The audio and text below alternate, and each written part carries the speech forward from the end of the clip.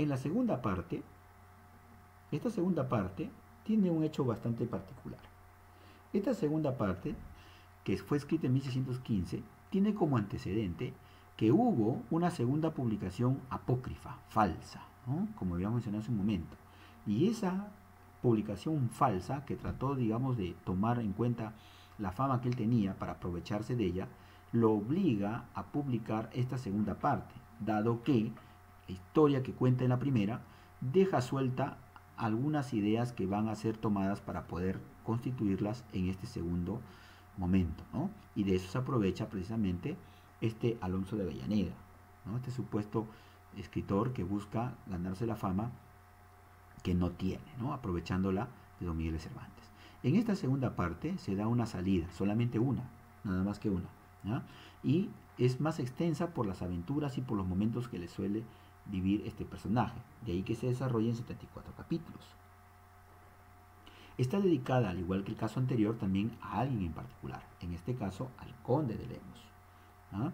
Con el mismo propósito, porque a pesar de la fama que ya había adquirido con la primera publicación, Cervantes aún seguía lamentablemente viviendo situaciones muy penosas en lo económico. E inclusive, a pesar de que la historia que crea en la primera parte le produjo ganancias, estas no fueron directamente a quien las creó. Aquí vamos a encontrar mucha acción y sobre todo mucho viaje. El personaje busca que andar por diferentes lugares para poder tener en cuenta qué hacer por el mundo que quiere librar de lo malo, de la perversión, de aquello que puede ser dañino para la humanidad, ¿no? Porque era un hombre muy idealista. Y aquí vamos a encontrar también de que va a inventarse distintas historias fantásticas y que van a buscar como parte de todo ello que aquello que él inventa primero se venga contra él posteriormente para hacerlo volver a su estado de cordura que había perdido de tanto leer las historias de caballeros medievales. Aquí hay mucho diálogo y sobre todo estancias que vienen a ser situaciones en la cual la reflexión va a estar permanentemente. Y claro, es lo que más se va a acentuar. Y a diferencia de lo anterior, que es rural, aquí va a ser más urbano porque él va a estar en situaciones o en ambientes donde constantemente habrán momentos de personas, o mejor dicho, personas que van a estar alrededor de él y no el campo abierto donde él se encontraba en la primera parte. ¿Qué es lo que encontramos en esta tercera y última salida? ¿Qué aventuras, no? Esta última tiene como referencia a un personaje, el bachiller Sansón Carrasco, que va a ser trascendental en la historia de este personaje, puesto que ya que él se encontraba en constante, el Quijote, en constante, digamos, terquedad de no ceder en esa loca aventura, ¿no? Es este personaje el que finalmente va a determinar que el Quijote se convenza que debe dejar estas aventuras para retornar nuevamente con su familia. Y aquí vamos a ver una serie de situaciones donde aparecerá este bachiller Sansón Carrasco, no como tal, sino más bien convertido o disfrazado para engañar al protagonista, como el caballero de la Blanca Luna, ¿no? O el caballero de los espejos, ¿no? Muy bien. Y finalmente tenemos que en estas aventuras está el retorno a casa. O sea, el Quijote se ve convencido porque al ser derrotado por el caballero de la Blanca Luna, tiene que pagar esa apuesta que él había tenido de retornar si fuera vencido por alguien. Y en este caso, el caballero de la Blanca Luna, o sea, el bachiller Sansón Carrasco, que al final es amigo del mismo protagonista, ¿no? Lo convence para retornar a su casa. Ahora bien, él retorna a casa pero ya agotado, ya cansado de tantos golpes, de tantas caídas, y a pesar de, y en contra de él la edad que tiene, este agotamiento finalmente trae consigo también su posterior muerte. Y lo curioso es que al final de esta historia, en el hecho de muerte del protagonista, se va a dar lo que se conoce como la transfiguración. Es decir, que el Quijote va a recuperar la razón antes de morir y es Sancho ahora el que se va a convertir o va a transfigurarse en la actitud que tenía inicialmente su amo, su jefe, ¿no? Y es ahora el idealista, Sancho, quien queda, ¿no? Tomando o queriendo tomar las riendas del moribundo Quijote. Es así que tenemos estas dos partes de la obra del Quijote de la Mancha. Ahora conoceremos un poco de sus personajes. Sin duda alguna tenemos aquí a nuestro querido Quijote, ¿no? Don Quijote, cuyo nombre pues no era realmente aquel, sino más bien él lo va a asumir como parte de su personaje que va a tomar como referencia de tanto leer estos libros de caballería precisamente, y él se siente uno de ellos, ¿no? Y va a tomar este nombre de Don Quijote. ¿Quién era este Don Quijote? ¿Cómo era él? Pues era un hombre muy noble en el sentido de su condición social, su condición dentro de la escala social, ¿no? Pertenecía a la aristocracia, era un hombre de alcurnia, como hemos visto en el video. Era un hombre idealista, soñaba mucho, muy soñador, muy fantasioso, ¿no? Y de ahí que la palabra Quijote hoy en día se considere alguien así, ¿no? Idealista. Era un hombre bondadoso, ¿no? Era un hombre enajenado en el sentido de que perdió la razón, se volvió loco prácticamente, inventaba historias, inventaba personajes para su loca aventura en la cual él se encontraba ya, ¿no? Decidido a conseguir.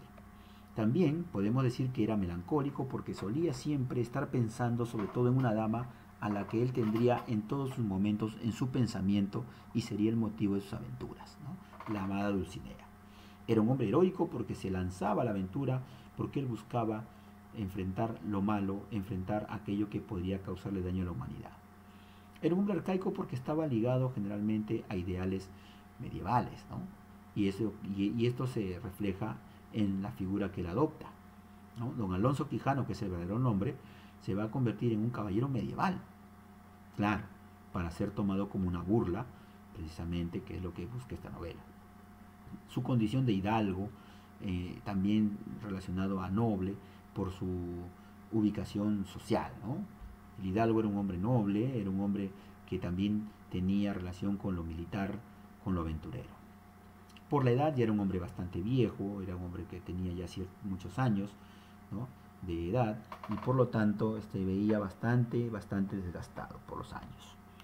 Era un hombre desgarbado porque era bastante flaco, era bastante, digámoslo así, en apariencia parecía hasta macilento, enfermizo, ¿no?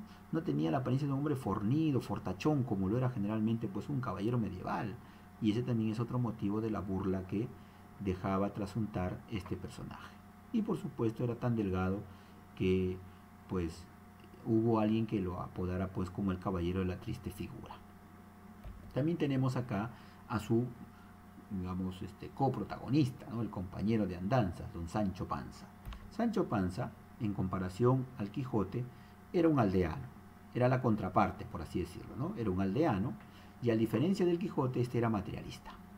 Él buscaba generalmente ambiciones, buscaba ganar dinero, era su principal ambición, no tanto luchar por nadie, sino más bien por sí mismo. Y la ambición lo hace ir atrás de él, ¿no? Porque él le ofrece ser riquezas y ser dueño de tierras. Era un hombre a pesar de todo bondadoso, más juicioso en comparación al enajenado loco Quijote, ¿no? Tenía un más razonamiento y siempre trataba de ponerlo en vereda a Don Quijote, ¿no? Hacerle ver de que lo que él imaginaba no era tal, sino más bien todo lo diferente.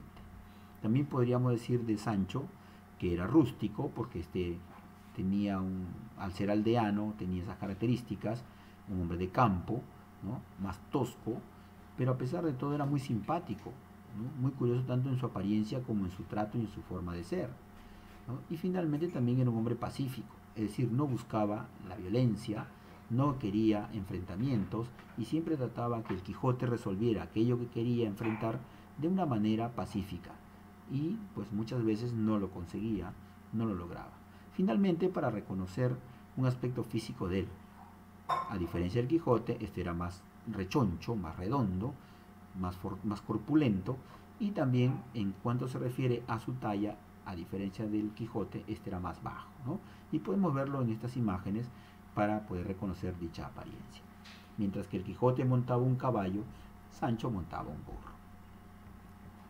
Otros personajes que son complemento de nuestros protagonistas, tenemos a la amada Dulcinea del Toboso, que pues realmente se llamaba Aldonza Lorenzo. Dulcinea del Toboso era el nombre que le inventa el Quijote a esta mujer que va a ser el ideal caballeresco de su locura, ¿no? Solo el Quijote podía ver en ella a una mujer delicada, a una mujer hermosa, a una mujer perfecta en todos los aspectos, según como tenemos nosotros en un código de la belleza. Pero ¿cómo era realmente esta Dulcinea del Toboso? Era una campesina, corpulenta, es decir, muy de carnes bastante generosas, es decir, de que era gordita, era humilde, humilde en el sentido de su condición económica, ¿no? Tosca, porque era ella sola, se mantenía a sí misma y tenía que atender los trabajos del campo y por lo tanto tenía mucha fuerza, decía que tenía la fuerza de 5 hombres, ¿no? Era una mujer ignorante, como en ese tiempo generalmente eran las mujeres, sobre todo las mujeres del campo, ¿no? Desaseada, muy descuidada, ¿no? Renga en el sentido que a veces andaba medio coja y bastante forzuda, como dijimos hace un momento. ¿Mm? Pero el Quijote no la veía así. Sus ojos veían algo diferente en ella. ¿Mm? Todo lo contrario como podemos ver en la realidad. Y tenemos a Sansón Carrasco, el bachiller Sansón Carrasco, que era pues el personaje que va a ser trascendental para que el Quijote decida volver, o mejor dicho, ¿no? Don Alonso Lorenzo, pues que vuelva a su casa, ¿no? ¿Ya? Era amigo del protagonista, el hombre más realista, era el que va a disfrazarse del caballero de los espejos y el caballero del bosque, ¿no? Y así como el caballero de la luna, de la blanca luna, para que finalmente, ¿no? Disfrazado de esa manera, pueda convencerlo, ¿no? A Don Quijote de regresar con su familia a su casa finalmente. Y tenemos al no menos importante compañero de aventuras sobre quien él montado, el protagonista, iba a cada uno de sus grandes enfrentamientos, ¿no? El pobrísimo Rocinante. Este caballo, que era enjuto, es decir, muy delgado, de pocas grasas, y todo maltrecho, porque era un caballo que ya estaba prácticamente dejado de lado, porque ya tenía muchos años, porque ya estaba demasiado agotado, y ya no tenía uso.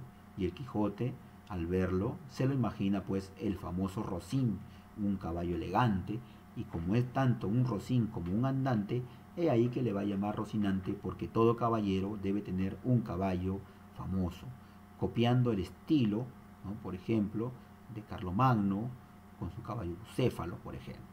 Y ahí el que él también tenga el suyo y le ponga el nombre que todos hoy le conocemos mundialmente.